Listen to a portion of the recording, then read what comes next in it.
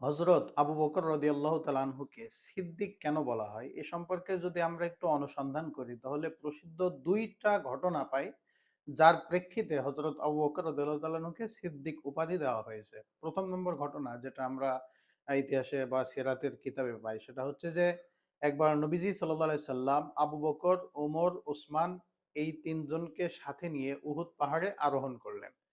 তো নবীজি আরোহণ করার সাথে, সাথে উহুদ পাহাড় কেঁপে উঠলে নবী সাল্লাল্লাহু আলাইহি সাল্লাম তখন উহুদ পাহাড়কে লক্ষ্য করে বলেন যে, "হে উহুদ পাহাড় তুমি থামো। এই মুহূর্তে তোমার উপরে একজন নবী, ২ জন শহীদ এবং একজন সিদ্দিক আরোহণ করেছে।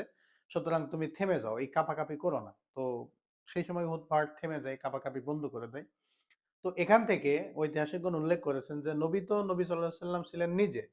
আর ২ জন শহীদ হচ্ছেন একজন উসমান রাদিয়াল্লাহু তাআলা আনহু এবং একজন হচ্ছে ওমর রাদিয়াল্লাহু তাআলা আনহু। আর তাহলে বাকি থাকে কে? আবু বকর। সুতরাং নবীজি যেহেতু একজন সিদ্দিকের কথা বলেছেন, আর ওই একজন সিদ্দিকই হচ্ছেন আবু বকর রাদিয়াল্লাহু তাআলা আনহু। তো এটা হচ্ছে একটা ঘটনা।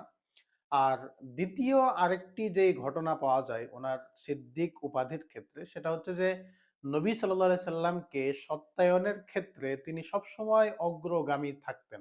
নবী সাল্লাল্লাহু আলাইহি সাল্লামের যখন ইসরা এবং মেরাজ সংঘটিত হয় তিনি কাবা শরীফ থেকে বাইতুল মুকাদ্দাস পর্যন্ত ইসরা করেন, সেখান থেকে ঊর্ধ্ব জগতে ভ্রমণ করেন। তো এই যে ঘটনাটা, এটা যখন নবী সাল্লাল্লাহু আলাইহি সাল্লাম সকালবেলা মানুষদেরকে বলেন, তো সবাই এটা নিয়ে খুবই হাসাহাসি করে, এটাকে অবিশ্বাস্য মনে করতে থাকে। তো সেই সময় কিছু লোক আবু বকর রাদিয়াল্লাহু তাআলা আনহুর কাছে যায়, যাওয়ার পরে বলে যে, "এই তুমি কি শুনছো নাকি? তোমার বন্ধু তো এরকম, এরকম বলছে। এটা কি আসলেও সম্ভব নাকি?"